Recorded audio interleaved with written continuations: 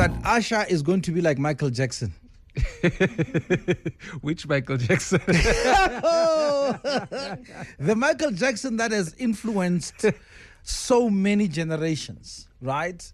I mean, Michael was a marvel to our parents, right? Like, wow, this young kid, right? Yeah, I loved Michael Jackson. Even me as even my cousin's kids, they love Michael Jackson. Michael Jackson will live on forever. That's nonsense I'm talking about. How can you affect so many?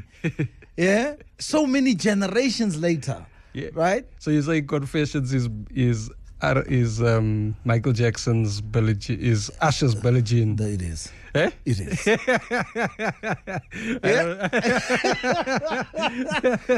I don't know. And he seems not to be stopping, man. He's continuing and continuing, releasing music for every generation. And ruining people's relationships on stage.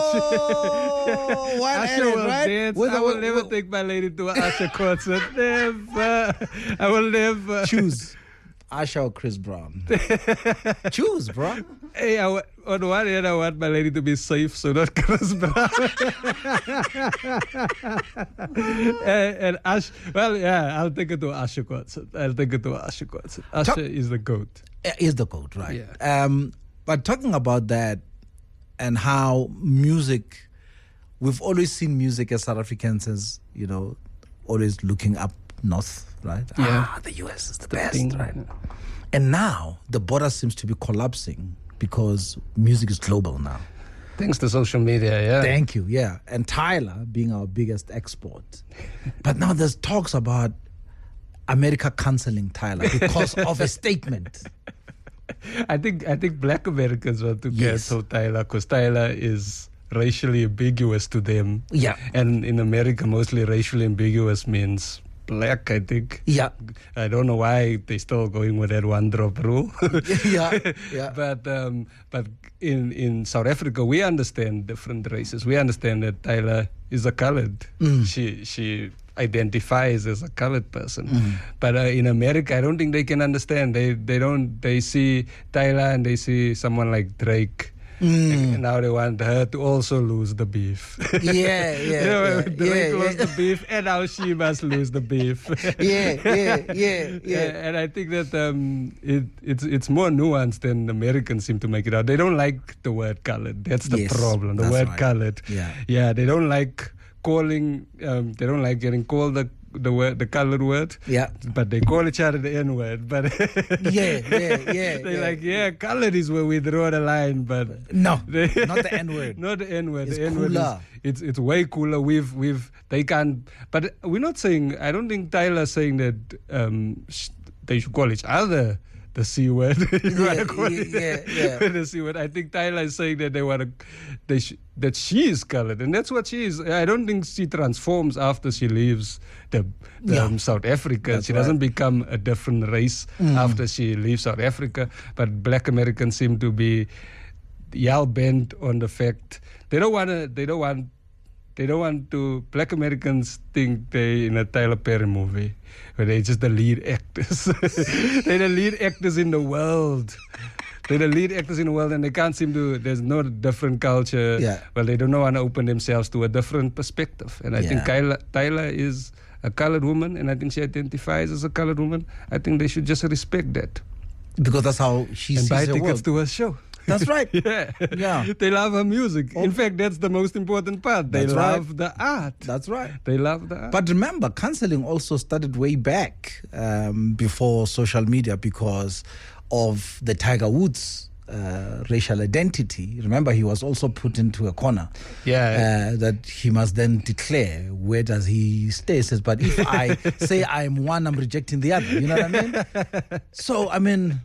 it's a difficult situation. Because you also have, because I know that the race is even in South Africa, it's a sensitive topic. That's right? It's a sensitive topic, and colored people and because race is, I always say race is a made up thing. There's no such thing as a race. There's no such thing. There's only a group came to Africa and decided, no, you guys are this and you guys are that. They put labels on it. Put labels on it. Yeah. But now, as an artist going out in the world, and it's only people of color I find that has to that has to navigate the race. No one ever asked Adele. Yeah. No one ever asked Adele what does she identify as. Yeah. White people are just like, yeah, she's a white artist. No, it's like, no, white people are not like, oh, she's Irish white or British white. But only people of color seem to have to justify who they are and what they are for other people of color, which I don't understand. Now, talking about color. Gayton McKenzie. The happiest man in the country. Yeah, Gayton is the happiest man. Listen, if there's a guy who says, listen, come this side. Let me show you. That's a reality show I would love to watch. That man said he's going to make spinning one of the biggest sports in the country. I can't wait. What? I can't wait for a 3 to 5 IS to be. That's going to be our F1. Yes. It's going to be our F1, but just like in one. Also in a circle, I guess. It's also F1. Spinning is in a circle. Yeah. And make a circle bigger, Gayton. he's making the spinning circle quite bigger. But I think that he has that figure and that verve for his job. Yeah. And we can only be happy that someone is so excited to do that job. The man even started jumping the day after. Yes. And there's videos every day. He started jumping the day after. Did you go for your run today? We're like, Minister of Sports, you don't have to do that much. All right.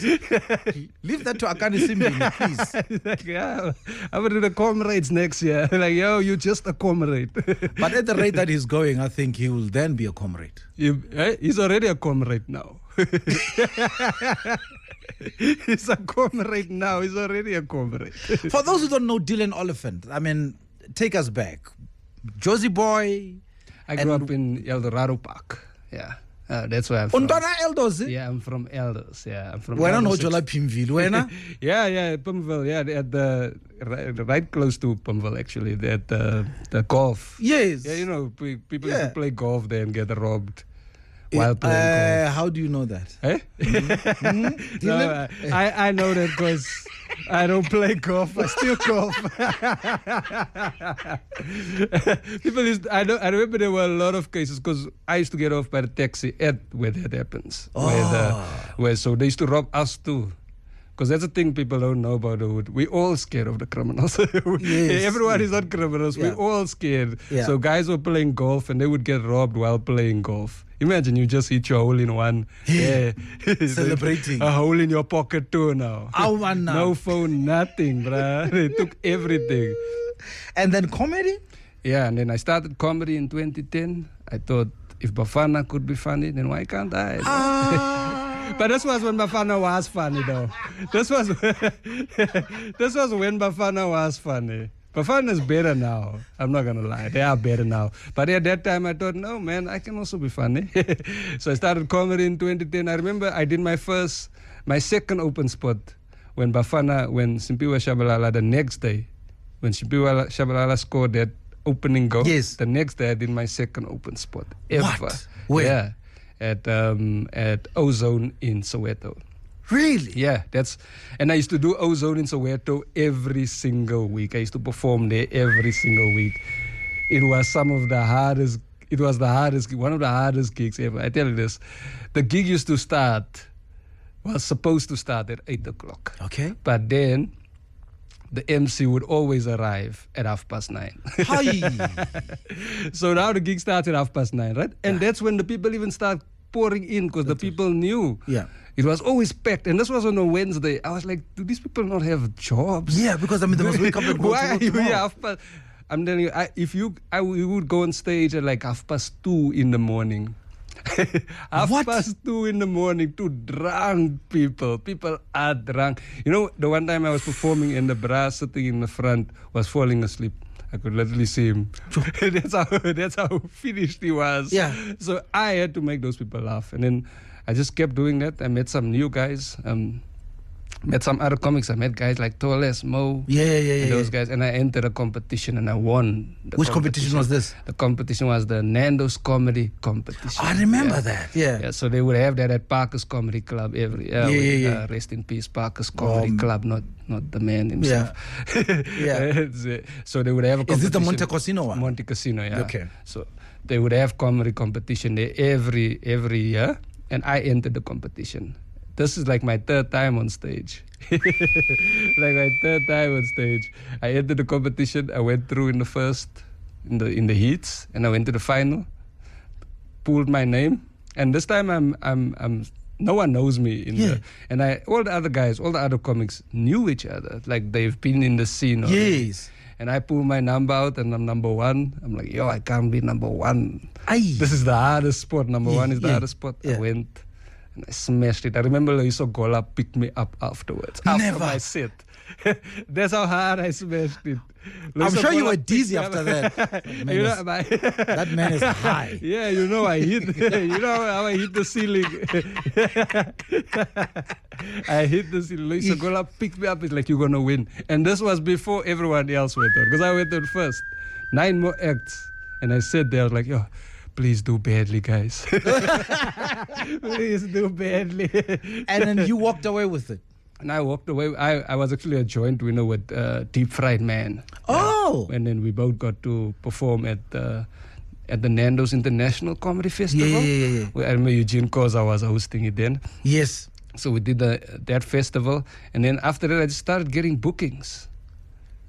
Wow. And this was with 4 weeks of experience, basically. Well, 4 days of experience. I'm fascinated by that, because here you are making people laugh, but how sure of your material? How sure are you of your material? I mean, where are you pulling it from? It's just material that I've done twice, and I just like, yeah, it worked there. Let me just go do it another time. And I didn't know like that's the process. So the process is you work the material until it works, and then go put it out on a stage where you feel like it's a great. It's not like you went through some school. I didn't go through any school. Comedy school. Yeah. I just sat at home and thought, I'm gonna do these jokes tonight, and tonight I'm gonna go do. And then I went and I did the jokes, and the audience seemed to really love it. I remember David Kibuka was in the audience. Yeah. He booked me for my first paid gig, actually. David Kibuka. We did the Blues Room in Sandton. Yeah. I remember the Blues Room. Yeah. And rest in peace, Blues Room. Yeah, rest in peace. All the rooms I perform in. All the rooms I perform in are dying. Yay, man. So I remember doing that, my first spot with, I couldn't believe it. Because Trevor Noah was on the lineup there. Loiso Gola was on the lineup. Chris Forrest was on the lineup. Love Chris. And then they told me I can go on first.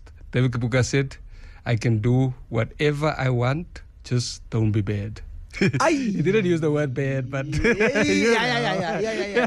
That's what he said, just don't be bad. And I did, and I did well, and I got my first money. I got into that car, my dad and my mom. I was there with my dad and my mom. Oh, did they come through with you? Yeah, when I started out, I didn't have a car. I used to travel by taxi all the time. If I didn't travel by taxi, my father would take me to the shows. Does he understand? Does he get it? Does he get this? My father was the one who picked me up at 2:30 in the morning and also. He understood all of this? He's like, oh, this child is not, it's either this or he's going to do tuck. Let's see. I was like, tuck or comedy? What do you want me to do as a child? Tuck or comedy? Oh, shit. Poor Mr. Oliphant. You don't want me out in the streets, father. You want me out on that stage because that's where I want to be. So my father would drive me to gigs, and then you would take, and then other days I would go by taxi. I would go take 2 taxis to wherever. I would, whatever money I have, I would use like my little. I remember one time I was in a taxi, right, and I didn't know, because obviously people assume I understand. Like I've been with I don't speak Zulu, so people assume I understand. Like I've had many conversations. I've had many Zulu conversations. you don't understand how many Zulu conversations I've had. Without speaking at all. I just like, yeah. Yeah, I see what you did there. Yeah. I've had many Zulu conversations. They must be thinking, yeah, this Bra is a good listener. Yeah. So I was in the taxi. I was on my way to Melville, and I got in the taxi. And I'm thinking, this is the same taxi I take every week. Every week I come for open spots here. Got in the taxi. The driver said something. And something was like, maybe I should ask the driver what he said. And I was like, no, I'm just going to let it be. And I'm sitting. And I'm like, no, man, I don't know this route. Why am I going past Emerentia now? And this is me with no money. I only had that taxi fare. My father was going to fetch me. My father was going to fetch me after the show, after the open mic I was going to. Because even after I won the competition, I realized that I had to go and still do a lot of work on myself and my comedy. And the only way that way was to go to open spots. That's right. And then, so I would use all my little money I make at these few gigs and spend it on transport there and back from my gig. So then I asked the lady next to me, I was like, are we going to Melville? But then I knew we're not going, because I know we're not. I was like, we almost at Cresta. And she's like, no, the taxi driver did ask. And then she still tried to ask the driver to turn back. What? She was like, the shame, poor boy. The driver's like, no. Yeah. I must get out here, I must start walking. And I walked past the graveyard, and it's getting late. And I walked all the way to Melville. When I got to Melville, I was so thirsty. And the gig was at a restaurant. Yeah. I couldn't even ask. I couldn't even order a drink. I was just like, hey, I must just be thirsty until it's home time. What? Till it's home time. Till it's time for me to finish the show. The story of a hustle. Yeah. And I did the show. And I still went. And then I still struggled. And they didn't like me that night. Because I wasn't good. The story wasn't good. What did they say? No, he's too dry. No. They just looked at me. Sometimes at audiences, they just look at you. Sometimes audiences don't laugh. They're like, or sometimes at gigs, at those open mic gigs, we bomb the gigs. What happens is the people don't know there's comedy.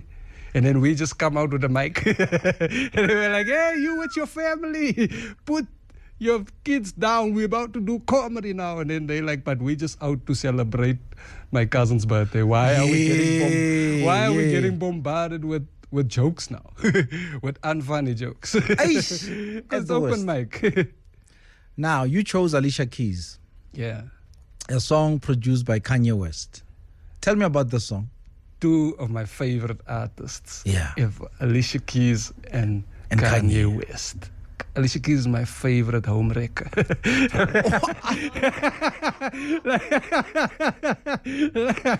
like, you know, like she stopped here, bruh. Like, you don't get, like, there's Alicia Keys and then there's Whitney Houston in Saving All My Love for You. Right? You saw it. You heard her in Saving All My Love for You. That was the best home wrecking you've ever had.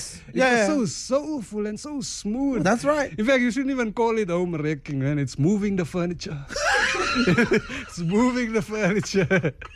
So I love Alicia Keys and I love Kanye West. I love this Kanye West. And they came together and they made one of the best R&B songs, I believe, in history. You should see Dillan how he's enjoying this music. Why? You have low reduction. You haven't listened to music in a while, man. What's going on?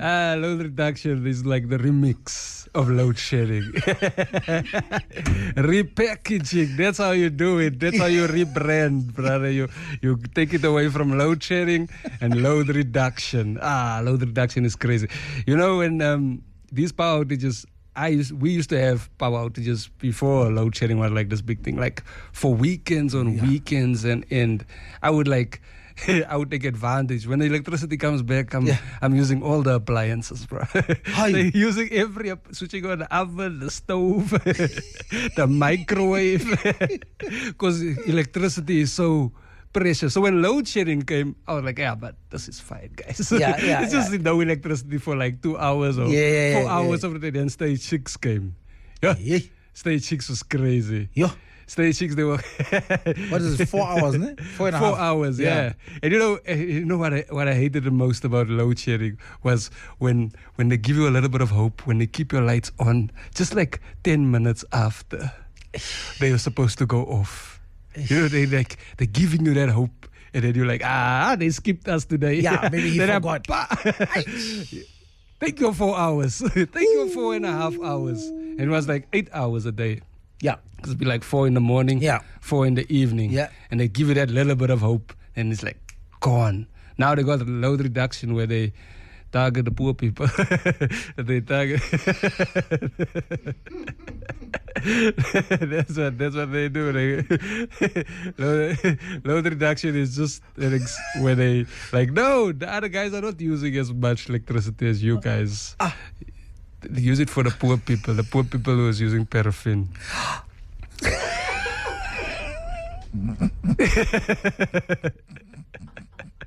Because load reduction only happens where they protest. It's only happening in places where people protest. Is it? Yeah. And you know that protesting is the only way poor people have a voice. People always say, why are they on the streets burning things? But burning things is the only way people have a voice. Yeah. It's the only way they have a voice. So they come out and they put, like, if you want the police to come to your house and you're in a poor area, start protesting. Oh. Yeah. Protest. Tell them, no, there's a protest outside of your house. Please come. Police are going to come, bruh. But tell them there's someone that broke into your house. 3 weeks later. 3 weeks later, you'll find nothing. Zero. I've called the police. We've called the police for house breaking. The police just ghosted us. Ever been ghosted by the police? We used to getting ghosted by our fathers. Now the police, but then again, the police mostly are also fathers. So maybe they just taking work home. That's what it's called, taking work home. Police will ghost you. There's nothing. Our police will ghost you. They'll leave. Load reduction, load shedding. You just need to protest. That's the only way we get police service in the poor neighborhoods. Protest. So this is a tip for everyone watching. Yeah. If you stay in a poor area, just say, there's people at your house with balaclavas holding placards and burning tires. It doesn't have to be your tires. It can just be Dunlop. It doesn't matter. It can be Dunlop. It can be any tires. I don't know. Does it matter when you burn tires? It doesn't matter what tires. So what they do is just call the police. Say, no, there's a protest outside on. That's what I do. There's a protest outside on 78 Marks Avenue. Please, can you guys assist? You'll see the police come instantly. Police love. They love rubber bullets. So when they get there, when they get there, then you're like, yeah, please just come in for the real job. For the real job. They're like, put your tear gas down and come into the house. They took the TV. Now, we have a blind spot. Yeah. You heard it. She's been widowed for 2 years now. And the younger brother has been a pillar. So she says just around Easter, younger brother comes and proposes. And nothing in her said no. She says like, okay, fine. But how are we going to navigate this? So by pillar, what does this pillar mean? Now we need to talk about this pillar. Yeah. This pillar is the problem. Because I mean, you know, a pillar just keeps the ceiling up. The globes are still keep Let me lit. comfort you till you're ready to love again. And by love again, love me again. Love me. I think that the brother was like, this is my chance. This is it. He played the long game. Yeah. He played the long game. He's like, he's the brother's keeper. How? He was probably at the funeral. Hi. Just comforting her. Like this is, don't worry, my love. I mean, love.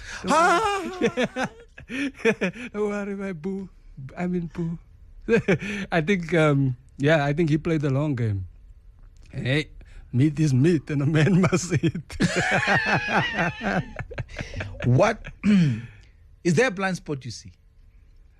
I could see why the fair. I can see why for me, that's the blind spot. Is that he went for her. I don't think he meant to fall in. I think he was in love before. Before even the brother. Before the brother, but the brother died, and he was like, yeah. It's my turn now. My turn to do the things. He was waiting for his turn. It's like getting robbed in Joburg. You just wait for your turn. That's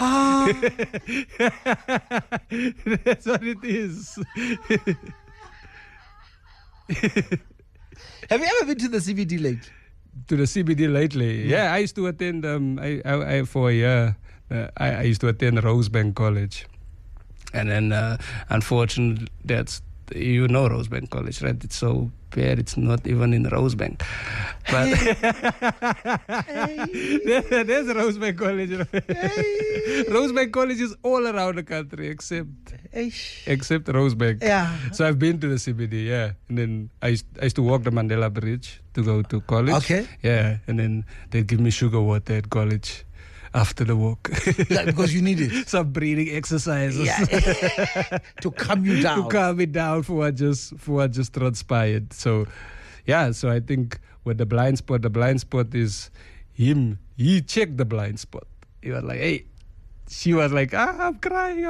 And he saw the blind spot. He's like, hey, I can jump in there and fill that spot. But he's keeping it in the family, man. He's keeping it in the family. That sounds like a Tyler Perry movie.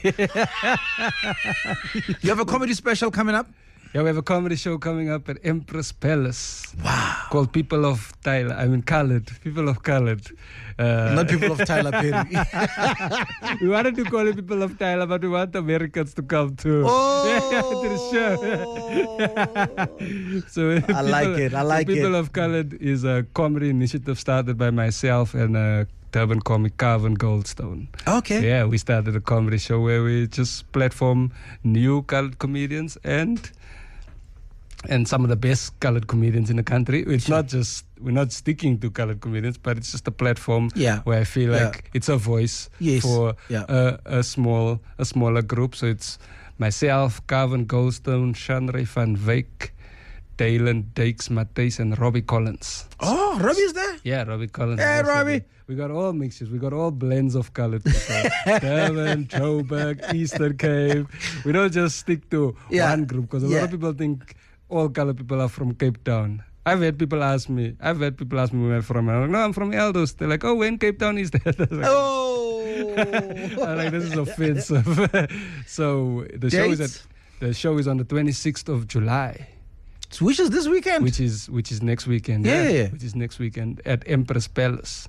Tickets are available at Web Tickets. Oh, wow. It's going to be a fire show. We did it last year to a sold-out audience. Yeah, this is our second time doing it in Johannesburg. Oh, wow. We've taken it to PE. We've taken it to Secunda, because those people, they need jokes for their petrol.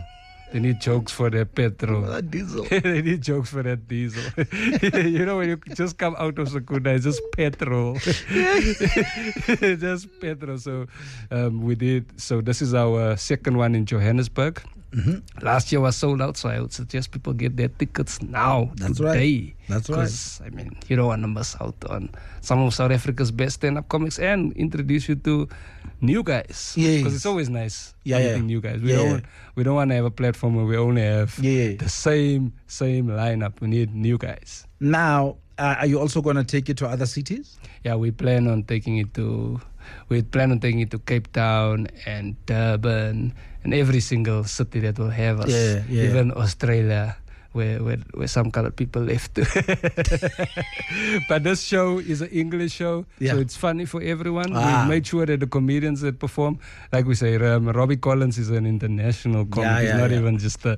So he's performed for everyone. And Calvin Goldstone is an international comic too, performed for everyone. So the show is for everyone. So it's more of a welcome into colored people, not excluding everyone or saying, no, only people from Eldos must come to the show. No. Everyone must come. And it's also a beautiful induction, especially if you want to immerse yourself in the culture, right? Yeah.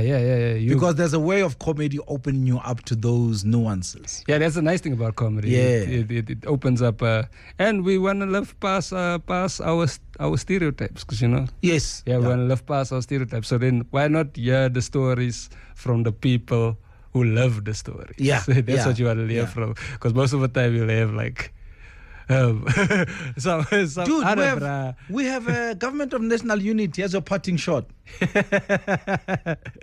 I'm excited for Gayton McKenzie. Gayton McKenzie. Lord Gayton wins, eh?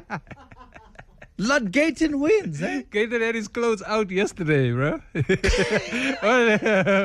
a band is like ready, he's excited, he's there. And then we have the DA and ANC. Shame, I hope they can come together and make something. Yeah. Yeah, because we need unity. Advice to the president? Advice to the president, President Cupcake. That's what we call him, right? President Cupcake now. Yeah, so sweet. Advice to him, man. What do you say to a president?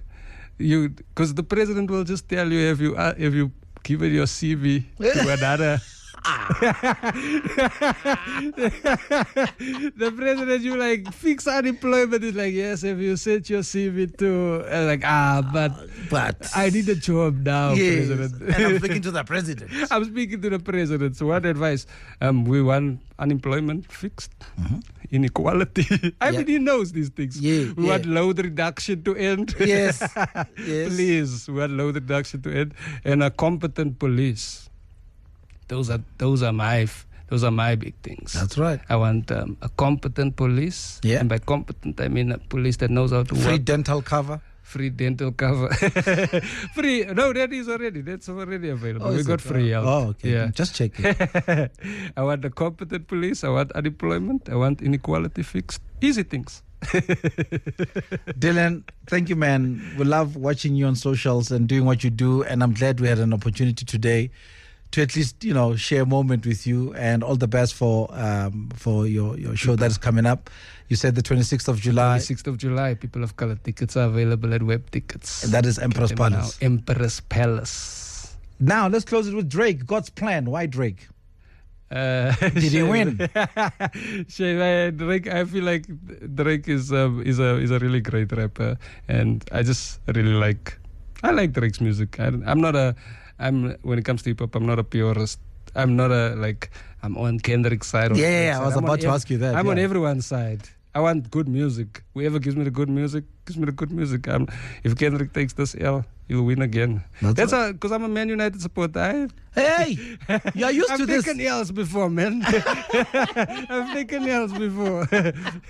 I need to give Drake some flowers. Yeah, exactly. Yeah. Stay away from the kids, Drake. Keep shining, bro.